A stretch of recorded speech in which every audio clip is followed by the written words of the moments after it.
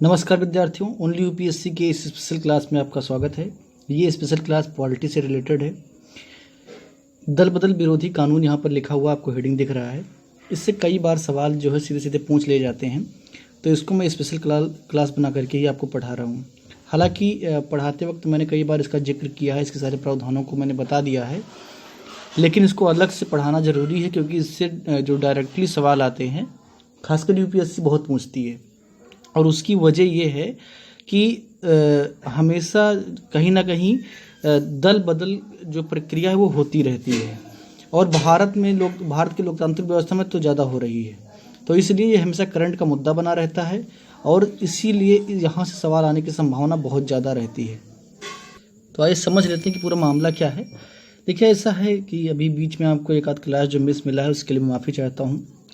मैं physically fit नहीं था, इसलिए मैं आपको क्लास नहीं दे पाया। अगर एक दो दिन आपको क्लास छूटा है तो उसके लिए मैं माफ़ी चाहता हूँ। आइए समझ लेते हैं दल बदल विरोधी कानून है क्या। तो सबसे पहली बात आपको इसकी पृष्ठभूमि को समझना है कि इसकी पृष्ठभूमि, उसके बाद में हम आएंगे आगे। पृष्ठभूमि क्या है, ज़रूरत क्यों पड़ी। अब इसको समझने के लिए थोड़ा सा राजनीतिक ज्ञान आपको होना चाहिए, और अगर नहीं है तो मैं थोड़ा बहुत आपको कोशिश करता हूँ बताने की। देखिए, होता क्या है कि लोकतांत्रिक व्यवस्था में हमारे यहाँ जो व्यवस्था है, सरकारें कैसे चुनी जाती हैं आप जानते हैं। हम संसद का उदाहरण लेते हैं, ठीक है, संसद का उदाहरण लेते हैं। तो संसद में दो सदन है, राज्यसभा और लोकसभा। लोकसभा का चुनाव डायरेक्ट होता है, ठीक है, डायरेक्ट चुनाव होता है लोकसभा का, और जनता नेता को चुनती है, और उन्हीं नेताओं में से कोई प्रधानमंत्री बनता है, कोई मंत्री बनता है। जिस दल का बहुमत होता है उसकी सरकार बनती है।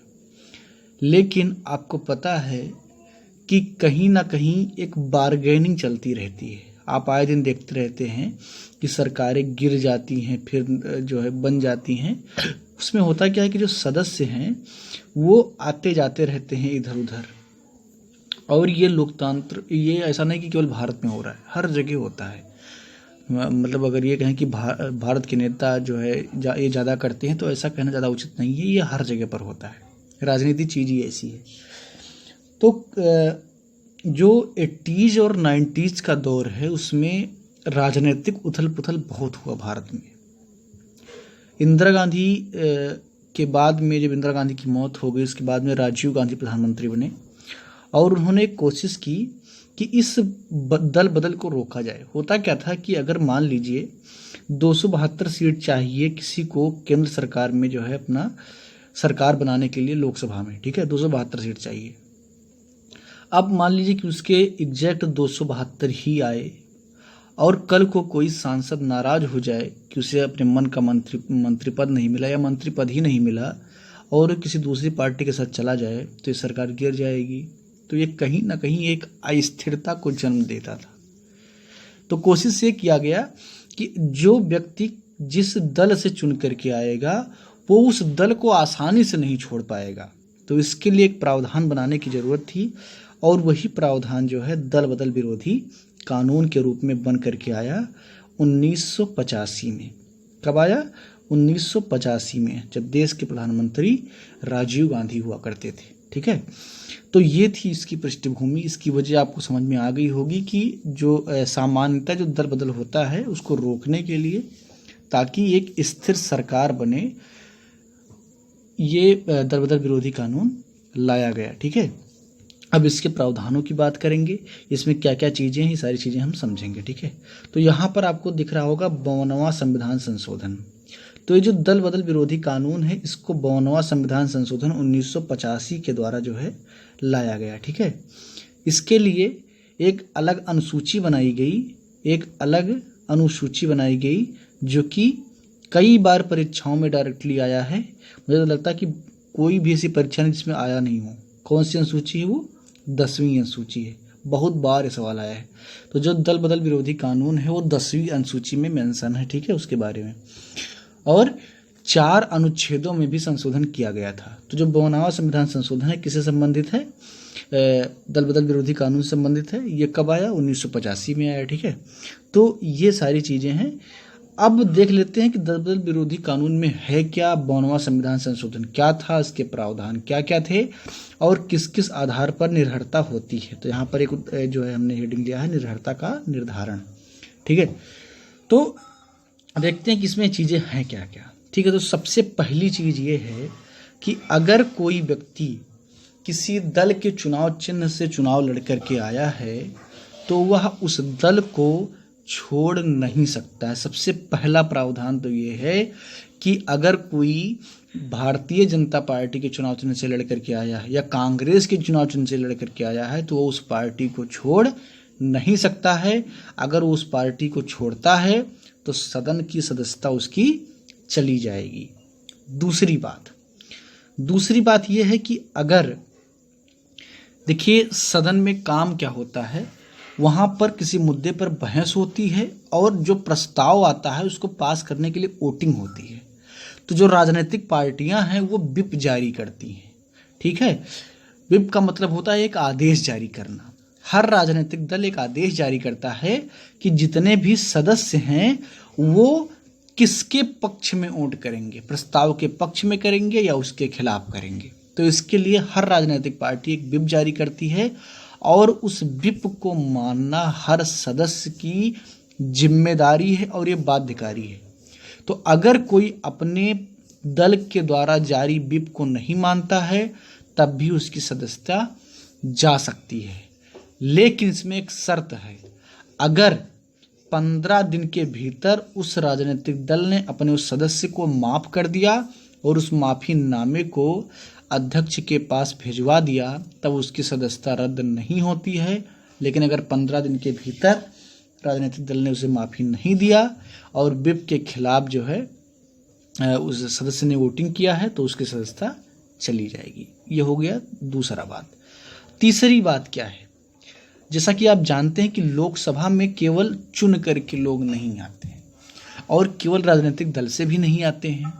2 प्रकार के सदस्य और आते हैं, एक तो निर्दलीय सदस्य आते हैं और दूसरे जो सदस्य हैं वो नियुक्त होते हैं। जिससे एंग्लो इंडियन अगर कोई चुन करके नहीं गया है तो राष्ट्रपति उनको नियुक्त करता है, तो उनके संबंध में भी प्रावधान है। तो तीसरा प्रावधान निर्दलीय के संबंध में है। निर्दलीय के संबंध में प्रावधान ये है कि अगर कोई व्यक्ति निर्दलीय चुनाव लड़ करके आया है तो सदस्य बनने के बाद में किसी राजनीतिक पार्टी को वो ज्वाइन नहीं कर सकता है और अगर उसने ज्वाइन किया तो उसकी सदस्यता रद्द कर दी जाएगी। ठीक, तो ये हो गया निर्दलीय के संबंध में। जो चौथा प्रावधान है कि अगर कोई व्यक्ति नॉमिनेटेड होता है सदन में तो वह भी किसी राजनीतिक पर जो है राजनीतिक पार्टी की सदस्यता जो है 6 माह तक नहीं धारण कर सकता है। अगर उसने ऐसा किया तो वह अपने पद को वो गंवा देगा, अपने पद को उसे छोड़ना पड़ेगा, उसको निर्हर माना जाएगा, उसको अपना पद त्यागना पड़ेगा। ठीक है, तो ये सामान्य प्रावधान है जिसको इस अधिनियम के द्वारा जोड़ा गया। आपको समझ में आएगा। पहला क्या था कि अगर कोई सीधे सीधे अपनी पार्टी को छोड़ना चाहता है तो नहीं छोड़ सकता, उसको सदस्यता भी छोड़नी पड़ेगी।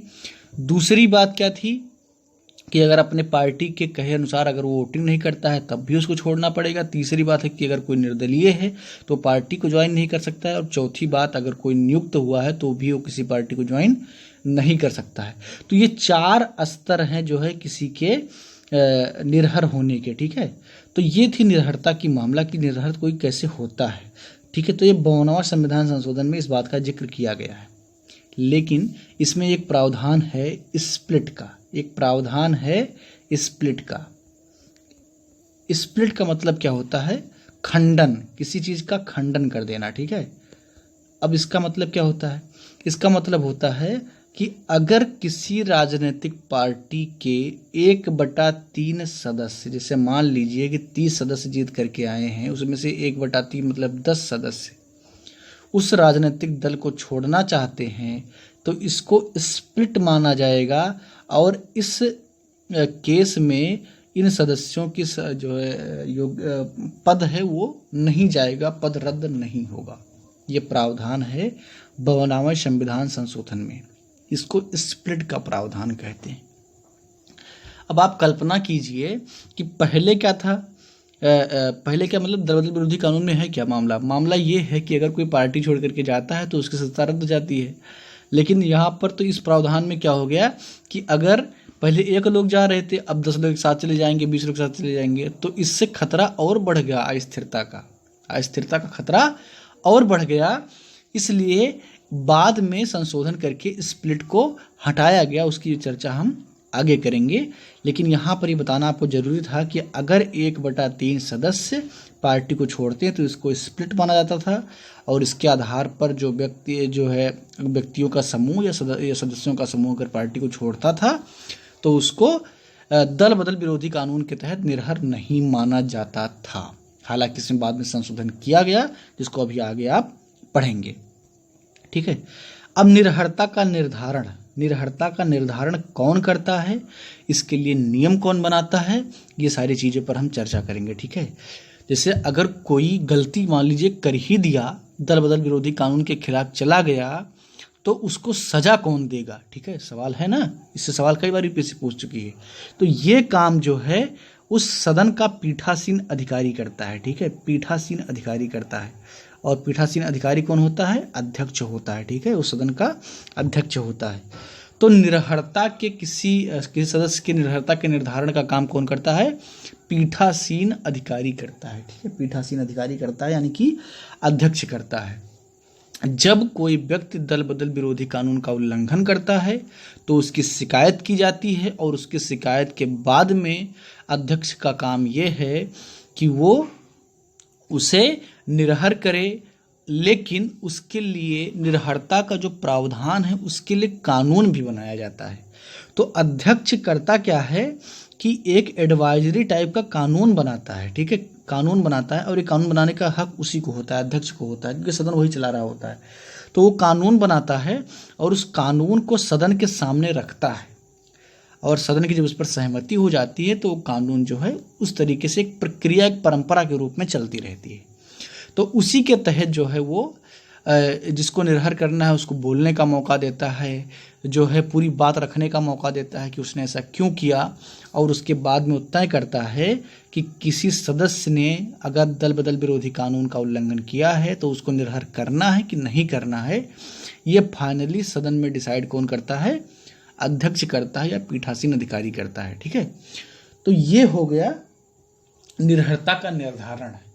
अब यहाँ पर एक सवाल उठता है कि क्या अध्यक्ष का जो फैसला है वो एब्सोल्यूट है, मतलब कि उसके बाद में उस पर कोई सवाल जवाब नहीं होगा।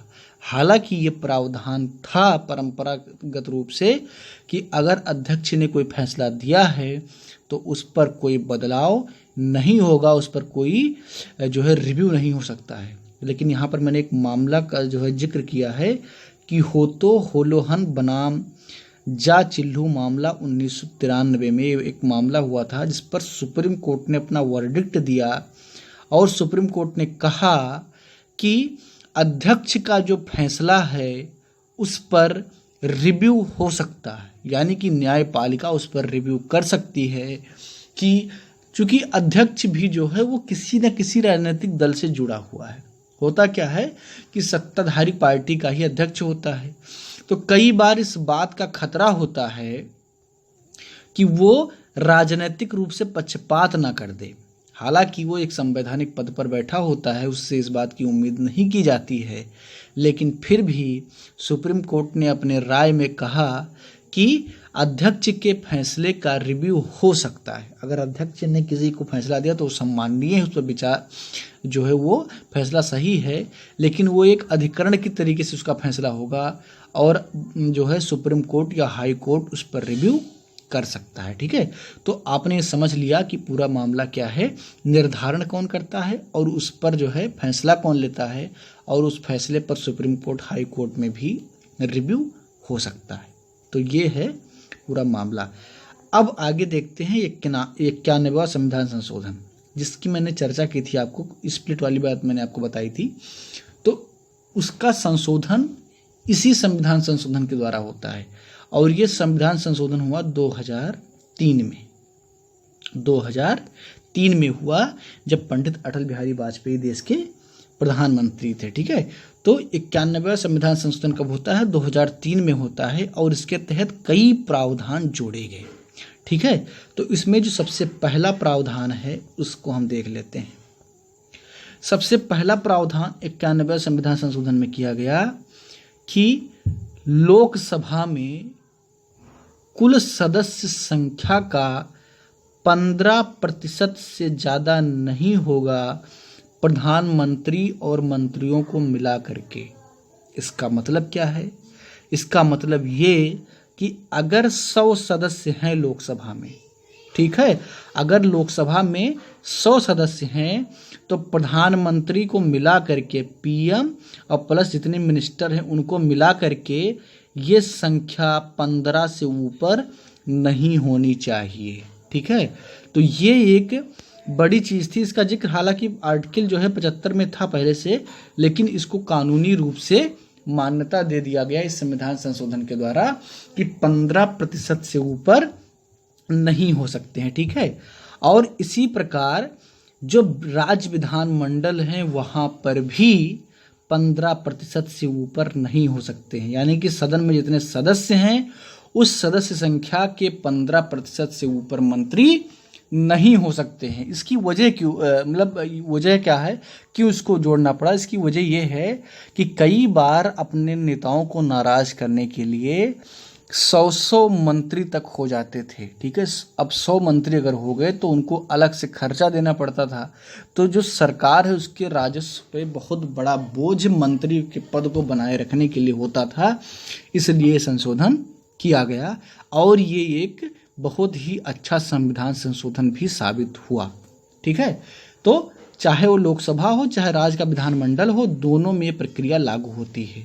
हालांकि राज्य विधानमंडल कई जगह पर बहुत छोटे छोटे हैं, तो वहाँ पर एक नियम ये है कि 15% और 12, यानी कि अगर किसी जगह पर संख्या 15% की वजह से 12 से कम चली जाती है तो वहाँ पर 12 जो है मुख्यमंत्री सहित मंत्री होंगे, ठीक है। यानी कि एक मुख्यमंत्री और 11 मंत्री कम से कम रहेंगे, यानी कि 12 से कम नहीं हो सकते हैं, लेकिन 15% अगर इससे कम होता है तब, ठीक है। कई राज्य में संख्या बहुत कम है, ठीक है, सदस्यों की।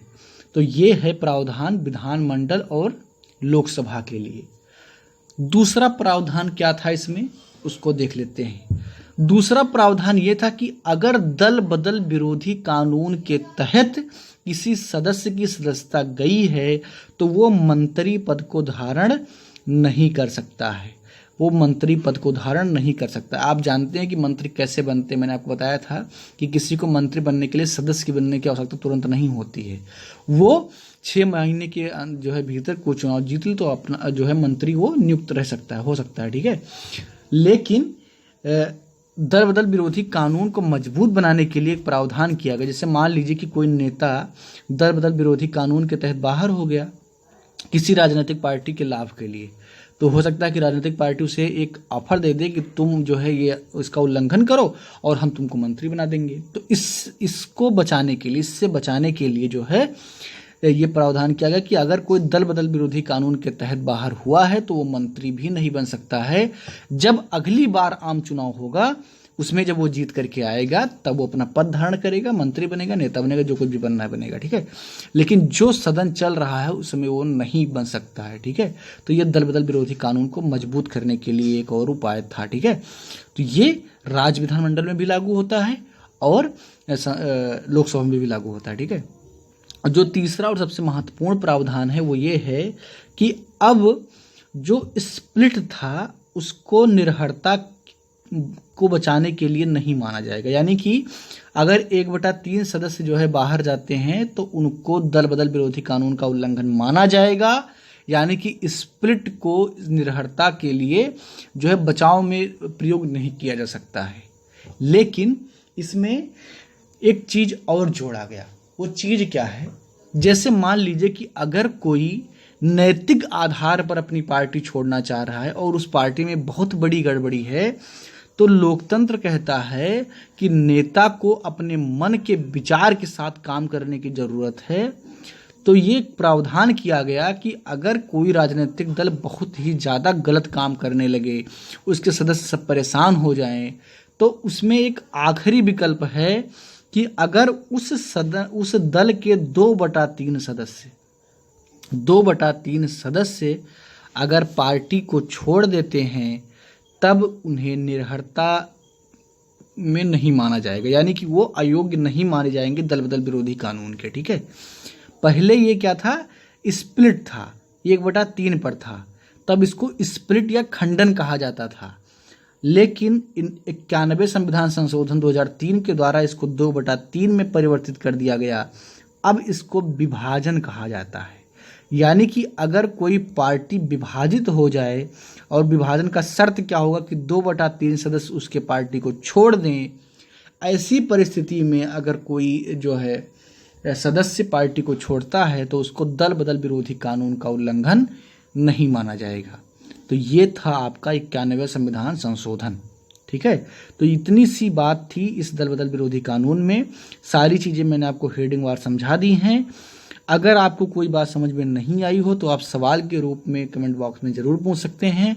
बाकी आप अपनी राय ज़रूर दीजिए कि ओनली यूपीएससी का ये स्पेशल क्लास आपको कैसा लगा, और अगर आपको पसंद आया हो तो लाइक कीजिए, अपने दोस्तों तक शेयर कर दीजिए। धन्यवाद।